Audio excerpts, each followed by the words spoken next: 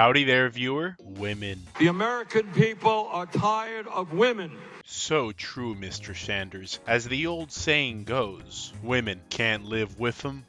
I kid, of course. I mean, believe it or not, but I happen to love women. You could even call me a bit of a fan. And you know what they say, you can never have too much of a good thing. So imagine, if you will, women, but more. Bigger women. No, not like that, you freak. Now that's more like it. Giantess. Now, I won't attempt to explain to you why the situations appearing on screen right now are appealing. I mean, you look at something like this, and either you're the type of person who just gets it, in which case you're probably very attractive, successful, and are in possession of a massive cock, or you don't really see the appeal, in which case you're destined to be forgotten by the sands of time. Sorry, I don't make the rules. That's just the way the cookie crumbles. But what does this have to do with anything? Am I just rambling about my weird and unorthodox tastes as a result of my mind having rotted away from wasting my youth spending far too long on the internet? Well, yes, but more importantly, I'm not alone.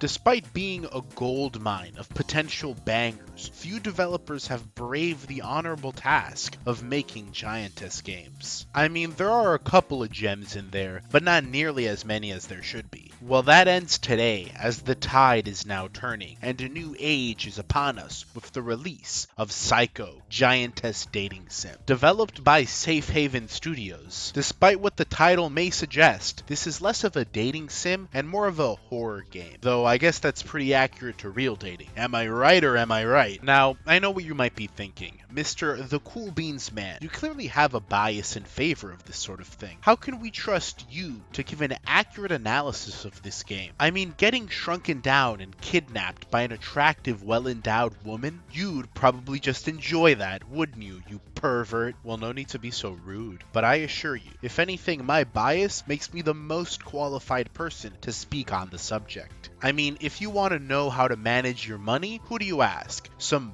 banker who spends all his time hoarding his wealth and never using it, or a gambling addict who's become an expert on dealing with the cheese? I rest my case. For the purposes of this video, I'll be playing the DL site version of the game. There's no difference between the DL site and Steam versions other than the lack of achievements. Oh no. Anyway. The only thing is that the DL site version comes with this cool ASMR track as a bonus. 明日の朝が締め切りなの。だから、終わるまでおとなしく待っててちょうだい。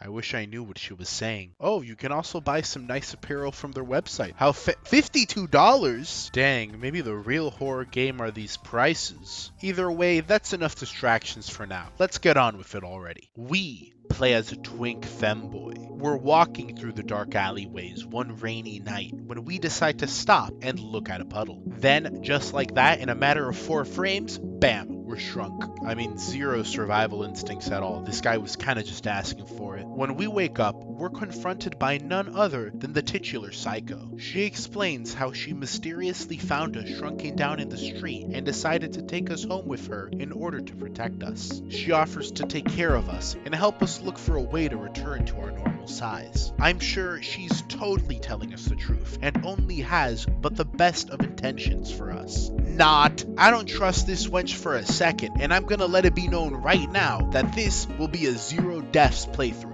Apart from the attempted gaslight, we also learn that our protagonist, named Rin, also has a bad case of amnesia. Amnesia, twink, brown hair. This guy is really shaping up to be the next Danganronpa protagonist. He just needs a little ahoge on the top of his head. We get on Saeko's hand and tour our new home. 2008. What a horrible time to be alive. The next day, we wake up in an unknown dark location, sleeping on a peanut. Before we have any time to compose ourselves, we're ambushed by a girl. This girl here is Moko, another shrunken tiny just like us. From the looks of it, Saeko is keeping us locked inside her desk drawer, but we aren't alone. Besides Moko, there's 2 other people trapped in here with us. Taki, the charismatic and analytical leader of the group, and Chio, the boobs of the group. After introducing ourselves to the others, Taki lets us know of our unique role amongst the group. Saeko has appointed us as the group's supervisor. In order to maintain peace in the drawer,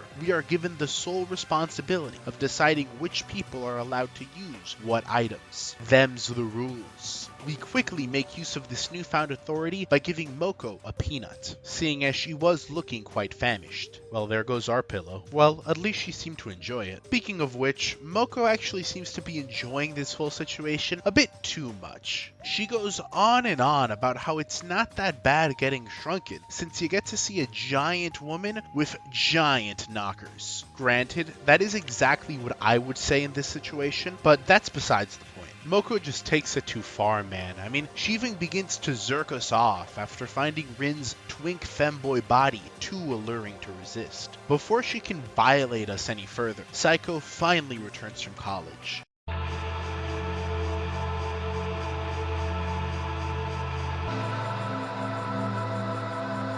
To our shock and horror, she reaches in and begins chowing down on Moko. Turns out that our job as supervisor isn't as innocent as we may have first thought, as our real duty is to fatten up one of the tinies each night to be consumed by Saeko upon her return. I wouldn't feel too bad about it though. If I'm being honest, looking at the way that Moko was behaving, she probably enjoyed it. Now, hypothetically speaking, of course, were I in Tavor, this scenario may seem a little enticing. Mayhaps I may be a bit jealous. But despite what the allegations may say, I am in fact not in Tavor, so let us proceed.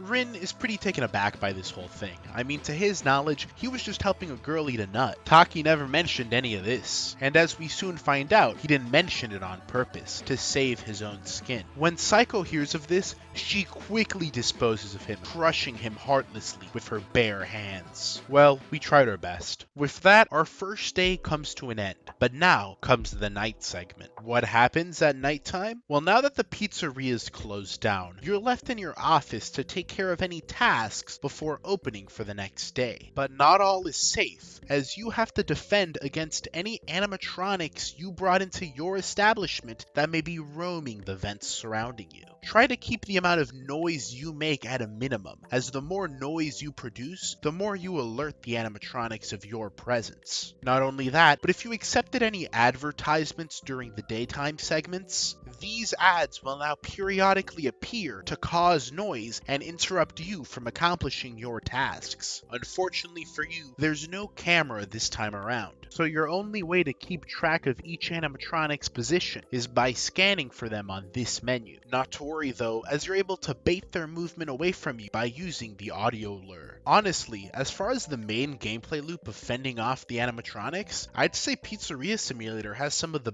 wait, hold on a second. Oh, wait, this is the wrong game. During this portion of gameplay, Saeko places you on her desk to converse with you, while you have to do your best job to just absolutely kiss the heck out of her ass. Your goal is to keep her entertained, and man, is she one moody bitch. Any slight mistake you make, and she snaps. Spoke too soon? Dead. Spoke too late? Dead. Didn't speak at all? Dead. Wait, hold on a second. Did you just disagree with Saeko?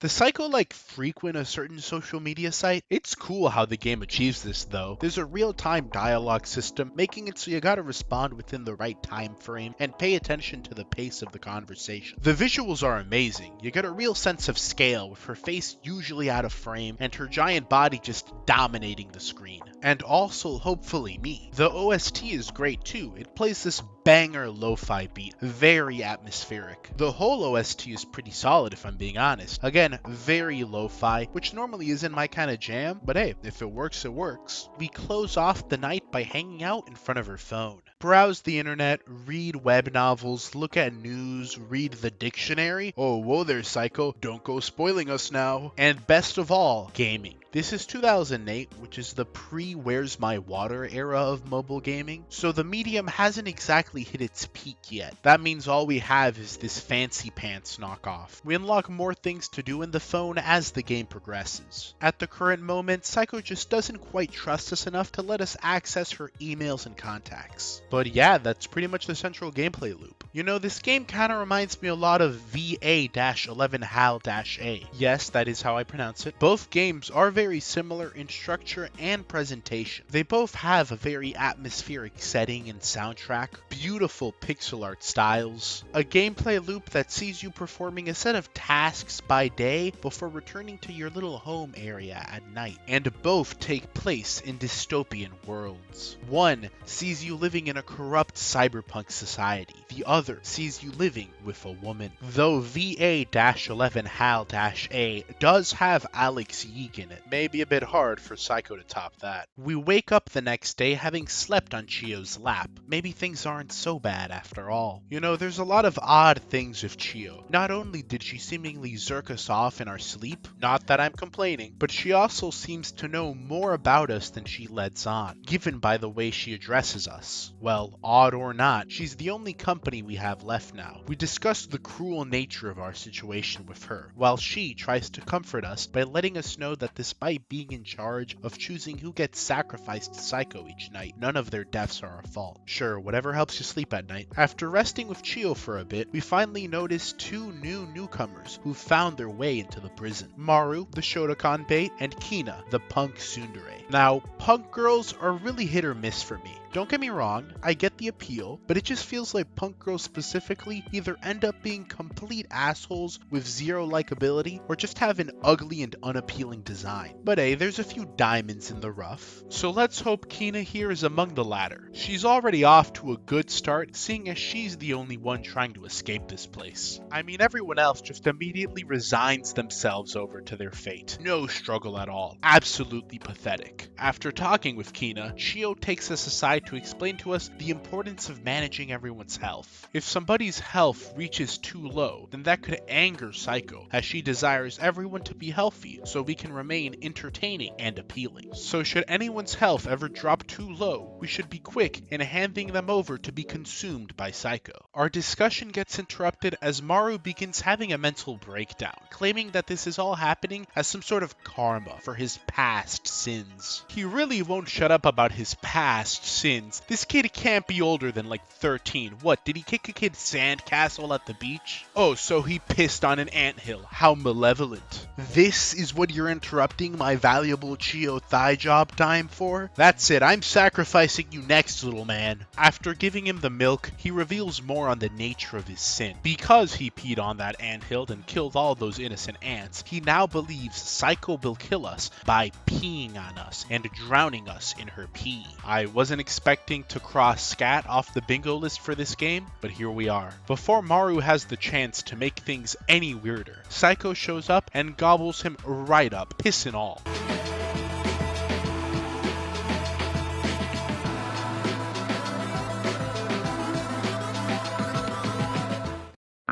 Night 2, more kissing ass. This time, Saeko talks about thermodynamics, the space-time continuum, and the nature of man. This girl sure does a whole lot of yapping about nothing. She does talk to us a lot about her memories, which given our current predicament is like talking to a black guy about what it's like to have a father. We spend the rest of the night gaming on Saiko's Motorola Razr, and then hit the sack, or more accurately, Chiyo's thighs. When we wake up the next day, Rin is still contemplating Maru's death. Chiyo, on the other hand, having been stuck in this drawer for far longer, has grown jaded to all the tragedy that happens around her, just wanting to focus on making it another day. Chiyo continues to flirt with Rin, telling us to jump into her arms and embrace her ample bosom, an offer that Rin foolishly refuses so that he can talk with the new girl, a ditzy office lady. Way to fumble the bag, Rin. This girl's name is Yui, and she's dumb as rocks. She asks us for a phone to call for outside help. Take a look around, lady. The only electronic here is Saiko's Zune. We end up humoring her anyways and make fake phones out of paper and strings. An act that Kina berates us for, being disgusted at our childish antics in the face of such a grave situation, screaming at Yui for pretending to be so stupid. This causes Yui to cry and run away like a little bitch. Now that we're alone with Kina, she starts venting to us about this whole ordeal, expressing her views on how all people are inherently violent and have an innate desire for destruction. Most people deal with these taboo desires in healthy ways. Listening to breakcore, installing child murder mods, beating up your wife, you know, safe ways to keep the voices at bay. Yet, the more someone is forced to put on a front, wear a mask, if you will, the more crazy and unhinged that person's desires tend to be. Hence, why Saeko is the way she is. You know, despite being a punk, Kina's really starting to grow on me. She's clearly got her wits about her, and it's nice to have someone in the group who isn't just taking it lying down. It's for that reason, Yui, You've been chopped. You left a mystery basket ingredient off your plate. we finally get a change of scenery as this night Saeko takes us out to go out shopping with her. We're a little guy in her shirt pocket. It's honestly kinda cute, almost makes you forget how unlikable Saeko is. All you do is help her decide what earrings to get, either the cute ones or the cool ones. Though, if you channel your inner Rizzler, you can tell her that she looks beautiful just the way she is. That way, she buys you a funny hat instead. The following day, we get to meet the next set of newcomers. Shimon, the intellectual flirt, and Akari, the raped. With an appeal value that low, I dare you to come up with another explanation. Everyone seems to think Shimon is a bit of a creep, given that he won't stop hitting on all the girls. But I disagree. He's just a go-getter. He's a man who knows what he wants. A man who won't let simple obstacles like respect or consent get in his way. Honestly, I'm a fan. I love the guy. But unfortunately, he is a man, which gets in the way of the strategically built harem I've created for Rin. So unfortunately, Shimon, You've been chopped. this ends up being a huge mistake, as it turns out that he was the author of the web novel series we've been reading this whole time. Nice going, Saeko. What are we supposed to read now? That night, Saeko begins ranting to us about how much she hates House MD. And if she couldn't get even more unlikable, she starts going on about how much she hates slice of life romance. This woman just keeps getting worse and worse. She asks us if we think of her as a villain. Surprisingly, we're able to get away with saying yes, which leads us into talking about kaiju movies, a bad genre. She says how cool it'd be to be huge like one of those monsters and wreak havoc across the whole city, a notion I'm biologically wired to believe is cool. We end the night by watching some DVDs with her. Though judging by this lady's taste, I doubt she has anything good on offer. Seems like we're finally able to access her email. Only the inbox though, not much of value other than emails from people at school and scam messages. We do learn that Saeko is in the science department though. Nerd. After another good night's rest, we wake up to see a memory of our past. Literally, as the newcomer this time around is Clara, a girl claiming to be Rin's former girlfriend, before he lost all his memories. Busty blonde woman? Not bad, Rin. Maybe you do have some game. Nobody believes Clara's assertions about her intimate relationship with Rin. That is, until she proves it by revealing that Rin is into armpits and will instantly succumb when given a pit job. Armpits? Really? What's wrong with you, you freak? You should be into something normal, like feet. This revelation rocks Chio to her core, seeing as she's able to verify the truth of Clara's claims firsthand, as she's been zerking us off on the daily for a good while now. That's not all that has Chio shook, as she reveals to us that before we lost our memories, we were already in this drawer once before. We were a great supervisor, loved by Saeko, but after a newcomer tried escaping, Saeko erased our memories, and everyone but Rin and Chio seemingly died. In our past life, we were also getting it on with Chio, but not once did we mention having a prior girlfriend. So Chio understandably feels a little betrayed. Despite having no memories of the events she's describing, we decide to lay by the bed and comfort Chio, all while Clara angrily glares at us from the cuck chair. But we can't rest forever, as the time to decide the next sacrifice has come. Unfortunately, Kina has been reduced to a lowly 5 health. Yet without us having to say anything, she offers herself up to be sacrificed, wanting to go out on her own terms. She sings us one last song before willingly being devoured by Saeko. We spend the night on Saeko's desk as usual,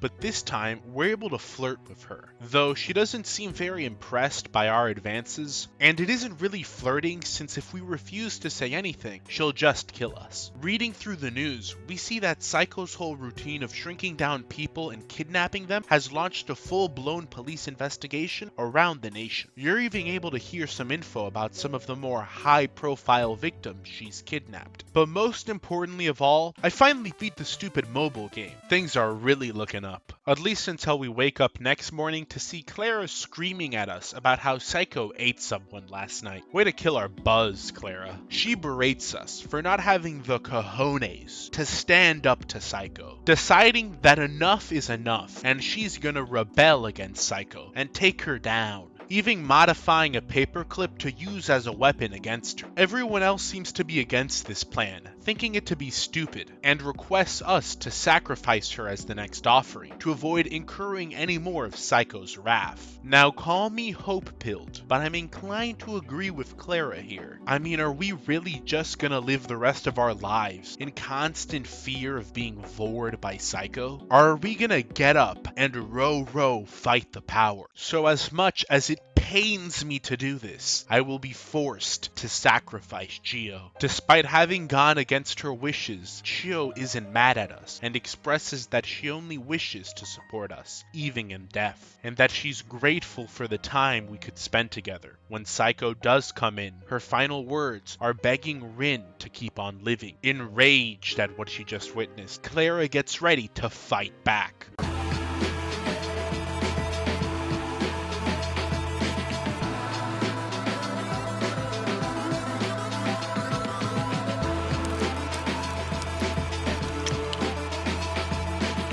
What the heck, man, that's not how Gurren Lagann ended. This night is very different, however, as for the first time in the whole game, you're actually able to freely make choices without the risk of Saeko killing you. Saeko takes us out to enjoy the night sky by the sea, and asks us to honestly tell her how we felt this past week. Now, objectively speaking, of course, Saeko is an awful person. She's been kidnapping and torturing people for no other reason than her own cruel amusement. But on the other side of the argument, Giant GF, is she worth it? No! That's this game's main problem. Saeko is not worth it. Moko, Clara, Chio, pretty much every girl in this game has been zerking us off except for Saeko. All this time spent killing people, time spent wasting our sanity, locked away in a drawer. And for what? Not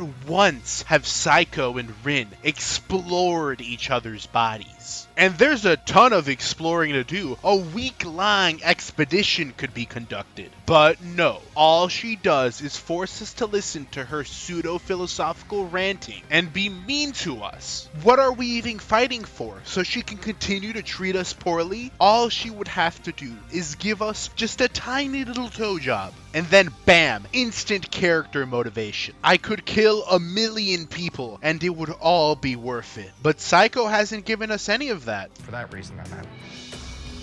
In the end, the only girls who were worth it were the friends we made along the way. But she killed them too! She tries to justify it by going on this whole Patrick Bateman rant about how it isn't her fault, and the only thing that brings her joy in life is hurting people. Well, hopefully that life won't be lasting much longer. From the looks of it, that might actually be the case, since the next morning, the newcomer this time around informs us that the police are planning a raid on Saeko's house. His name is Kazu, and he's a magazine reporter who claims that they've managed to link the missing person cases to Saeko. She's been pinned as their prime suspect, and given the prosecution rates in Japan, I think it's safe to say Saeko will be serving her time for quite a while. We help Kazu form a profile of Saeko by handing her the Zune, marking the first time in human history a Zune has ever been of any use. When it comes time to offer someone to Saeko, we give the slice of cake to Akari, due to her insanely low appeal from being the raped. This all but guarantees Saeko will kill us. This way, not only are we denying Saeko one last meal, but we're also atoning for our sins in leading so many people to die by Saeko's hand.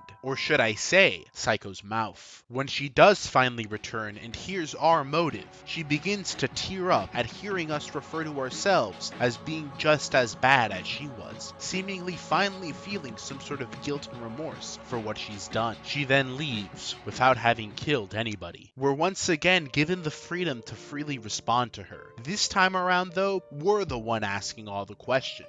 We learn some new details about Saeko's life. As it turns out, she got her powers from a strange mask that her father brought home after a foreign expedition. Man, dude, that must suck. Imagine you're getting tortured by some hot giant girl with massive knockers, and the whole reason it's happening is because of a freaking JoJo reference. We ask Saeko if there's anybody she likes, to which she angrily retorts, threatening to hurt us. What a tsundere. She reveals that there is one person she doesn't want to hate her. That person, of course, being Rin. Too late. Finally, when the next morning arrives, the police have finally come to capture Saeko. She takes us all out of the drawer and restores us back to our original size, and surprisingly, shrinks herself down instead. She begs us to kill her, as whatever fate the police have in store for her is sure to be 100 times worse than death. To that I say, Then do it yourself. sadly, the game forces us to do the deed.